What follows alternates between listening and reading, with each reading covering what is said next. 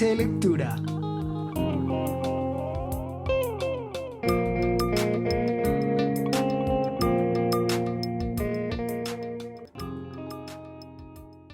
Con un particular estilo y un cierto ritmo en las palabras que dan la sensación de estar conversando con un amigo, Luis Miguel Rivas, escritor colombiano radicado en Argentina, aparece en esta serie de podcasts para dejarse leer por la voz de Yuber Torres, con un cuento de su antología Tareas no hechas. El relato, La tarde en que maté a mi mamá. Casi todos hemos deseado matar a nuestra madre, pero muy pocos lo hemos hecho. Soy de esos pocos, aunque no me siento orgulloso. Lo cuento solo porque esta tarde, en medio de un aguacero torrencial, mientras me escampaba bajo un paradero de buses, me acordé de ese día ya lejano en que maté a mamá. Luego de 3 horas de esperar a que menguara el diluvio bíblico, había repasado ya todos los temas susceptibles de ser pensados un domingo moribundo, y cuando ya no tenían que pensar, y el vendaval no mostraba indicios de disminuir, miré el techo de la caseta y me vino el recuerdo. Porque fue precisamente bajo el techo de un paradero de buses donde suprimí la vida de María Luz Mary Granada Zapata, mi madre. Ya no quiero contar más la historia.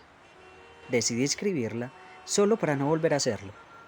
Y no porque haya descubierto que matar a la madre sea una circunstancia carente de interés, o porque me haya cansado de repetirla. No, de hecho no recuerdo haber tenido ninguna sensación parecida o comparable a la de suprimir la vida de quien generó la mía. Es un sentimiento único.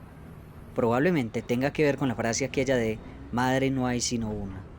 O sea, uno podría matar a una novia o una esposa y después sería posible volver a matar a otra novia o a otra esposa. Así sean distintas personas, la experiencia debe ser parecida, supongo. Pero a la madre no la reemplaza nadie.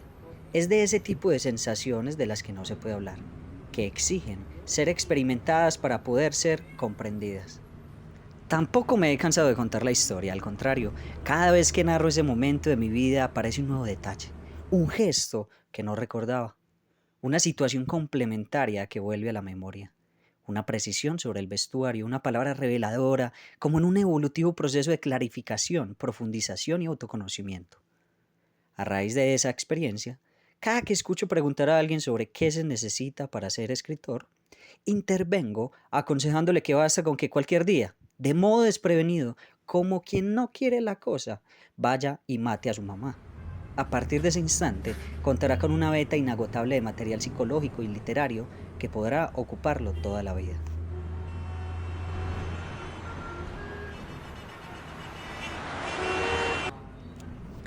La razón por la que no quiero seguir contando la historia tiene que ver con otra cosa, con una susceptibilidad personal. Soy muy quisquilloso en algunos asuntos, me molestan mucho las interrupciones y casi nunca puedo contar esta historia, tan fundamental en mi vida, sin ser interrumpido. Eso ya no lo soporto, basta que empiece para que aparezca el primer inoportuno. Generalmente, algún amigo de los que he considerado con mentalidad más avanzada, con sus intervenciones moralistas. ¿Cómo así, hombre? ¿Cómo se te ocurre matar a tu mamá? Luego de exigirle con la mirada un poco de buena educación, sigo con el relato de los hechos hasta que aparece otra voz. Generalmente la del más iconoclasta y duro con las mujeres. Volvete serio si la cucha es la cosa más sagrada. En este punto no miro, sino que hago un silencio y retorno el hilo hasta que otro dice, huevón, ¿cómo hiciste eso? Entonces vuelvo a parar mi historia, le contesto, ¿yo qué voy a saber? Y avanzo un poco más. Cuando llego al instante en que el metal impacta sobre la cabeza de mi madre, que es muy vívido para mí, ahora que escribo sobre ese momento vuelve a retumbar en mi oído y en todo mi cuerpo de modo patente, un ruido seco de cráneo resquebrajado. Una muchacha dice entre indignada y compasiva, «Estás enfermo». Momento en el cual me pongo de pie, cansado, decepcionado y empiezo a retirarme. Pero el que dijo que cómo se me ocurrió matar a mi mamá, se interpone en mi camino. El que afirmó que la cucha es lo más sagrado me toma del brazo. El que no se explicaba cómo hice eso me corre la silla. La chica que dijo que yo estaba enfermo me mira expectante. Entre todos me obligan a sentarme y exigen que acabe de contar qué sucedió después del sonido del cráneo toteado. Siempre termino de contar mi experiencia porque ellos necesitan escucharla tanto como yo decirla. No sé por qué. Sin razón por la cual paso a relatarla por última vez.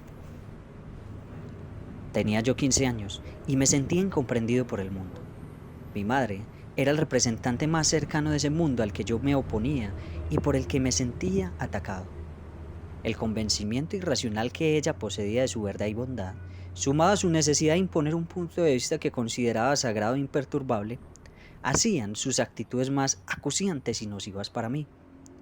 Pero dada mi dependencia económica y la inmodificable circunstancia de ser familiares tan cercanos, no podía huir de ella. No nos hablábamos mucho, pero teníamos, y parece que ella lo necesitaba porque lo propiciaba, que compartir muchos momentos juntos. Sin embargo, nunca pensé en matarla, porque en esa época mi rebeldía no incluía el asesinato como un medio de expresión. Así que inicio este relato aclarando la inocencia de mis propósitos. Aquel año fuimos a pasar las vacaciones decembrinas a Pereira, donde sus hermanas, mis tías. Un día de semana acudimos mi madre y yo a la terminal de transportes para una diligencia, y hecha esta nos dirigimos a esperar bajo el kiosco del paradero de buses. Era una tarde ardiente, y no había más personas que nosotros en el lugar. Mi madre se guareció de la canícula bajo el techo del kiosco y yo, inquieto como era, me puse a mirar las columnas de grueso alambre que sostenían el techo metálico.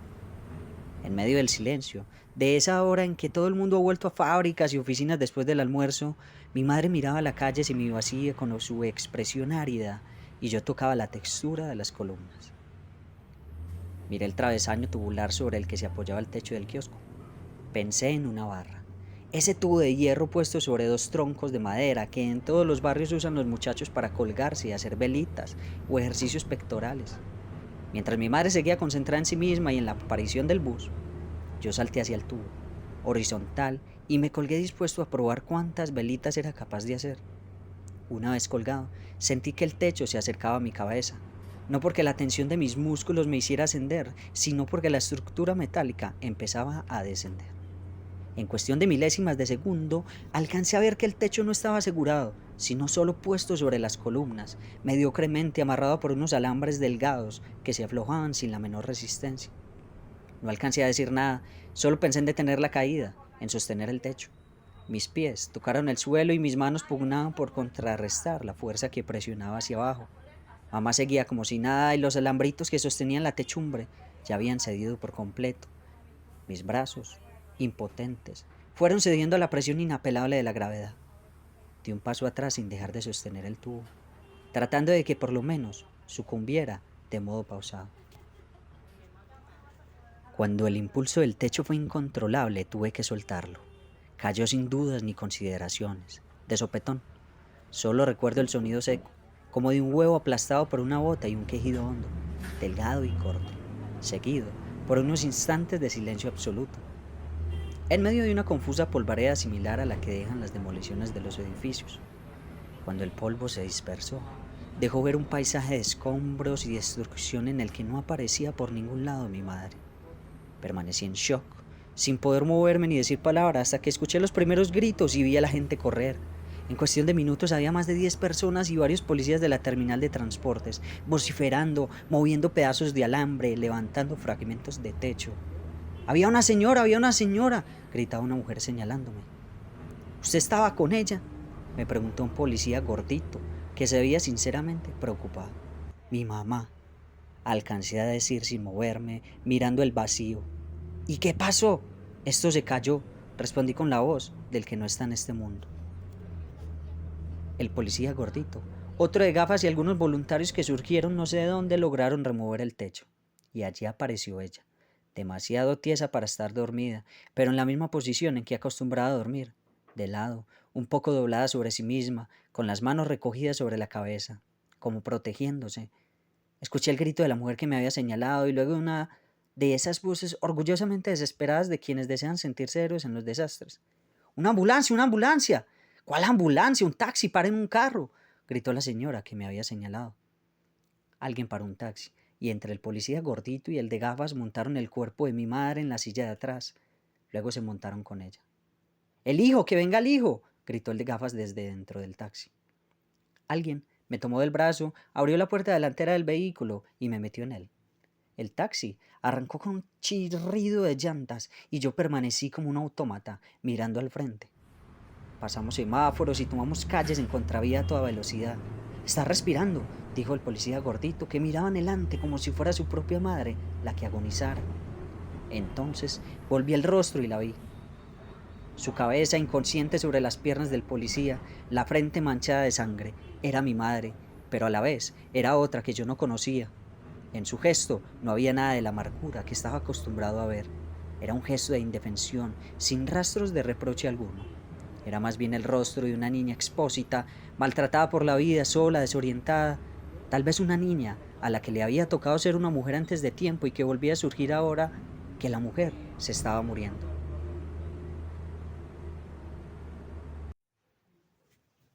Maté a mamá. Pensé y me lo repetí durante todo el trayecto hacia el Hospital San Jorge, comprendiendo cada vez más claramente el significado de esa frase y su relación con las cosas que me estaba diciendo su rostro exánime sobre las piernas del policía gordito. Cuando llegamos al hospital ayudé a bajarla, la montaron en una camilla con rodachines y se perdieron con ella detrás de la puerta de urgencias. Maté a mamá, me quedé diciendo. Di vueltas por los alrededores del hospital y me fumé un paquete de cigarrillos. A las 2 horas volví al hospital y pregunté por ella. Me dijeron que no sabían nada todavía. Volví a salir, me fumé otro paquete de cigarrillos y regresé 1 hora después. Esta vez dijeron que esperara. Me senté en una de las sillas más incómodas de las que tenga memoria mi columna vertebral, a repetir y tratar de seguir elaborando la frase. Maté a mamá.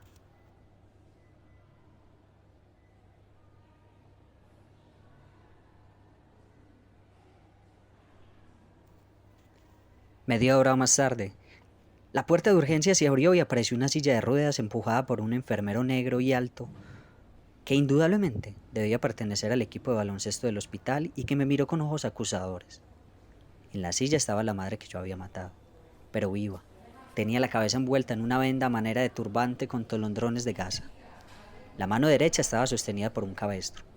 En sus brazos y en su cuello resaltaban varios mapas violeta. Parecía la representación de una reina egipcia con su esclavo preferido. Llevada a cabo por un grupo de teatro sin mucho presupuesto, eso sí, sonreí feliz. Quise correr a abrazarla, pero al mirar su rostro mi felicidad reculó.